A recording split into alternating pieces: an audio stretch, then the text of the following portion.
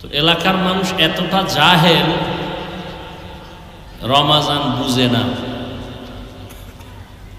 তো হুজুরের জিজ্ঞাসা করলেন রমাজান কি, সিস্টেম কি? কয়ের সারাদিন না খায়া থাকতে হয়।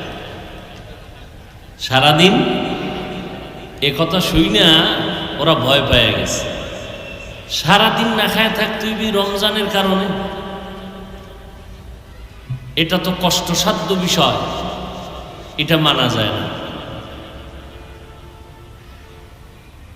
তো হুজুর বয়ান টয়ান করিয়া কিছুদিন ছিলেন, রমাজানের আগে চলে যাইতেছেন। যখন যাবেন তখন বলে যে এলাকার লোক, হুজুর রমাজানটা আসবে কখন? কয়ে শাবান এখন যে মাস চলে এর 29 বা 30, 29 বা 30 তারিখ আসবে রমাজান।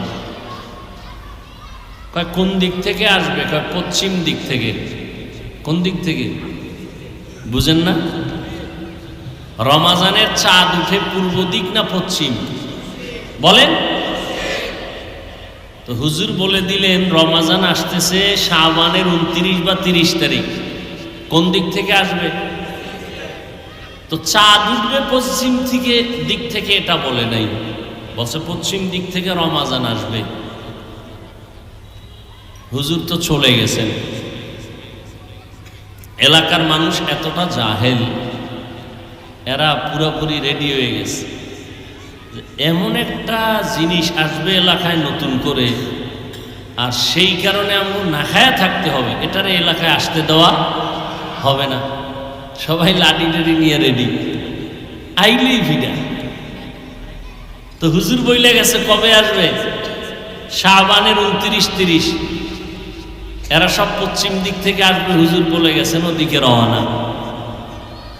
সন্ধ্যাবেলা হাঁটতেছে, এলাকার মানুষ দেখতেছে এক উটের রাখাল আসতেছে, উট নিয়ে। কিসের রাখাল? উটের রাখাল। তো এর সামনে বলছে পশ্চিম দিক থেকে আসবে, তো পশ্চিম দিক থেকেই আসতেছে। কাছাকাছি আসার পরে বলে, ভাই তোমার নাম কি? কয় আমার নাম রমজান আলী। কি নাম? কহ হুজুরে তোমার কথাই বলে গেছে, পশ্চিম দিক থেকে আসবে শাবানের 29 বা 30 তারিখ। ধুম পিডা জাগাত সাইজ রমজান আর এই জমিন আসতে পারবে না। যে রমজান আইসাম না খাওয়ায় রাখবে, এইটাই এলাকায় আর ঢুকতে দেওয়া হবে না। পিটায় ফাটায় এটারে তুষ বানায় ফেলাইছে। হুজুর রমাজানের পরে আবার এক সময় আসছেন, আইসা আবার খোঁজ নিছেন রোজা রাখছেন নি, রমাজান আসছিল নি? কয় এটারে সাইজ করে লাইছে হুজুর আসার সাথে। আপনার কথা অনুযায়ী 29 তারিখে আইসা পড়ছিল, আমাকে এলাকায় আর ঢুকতে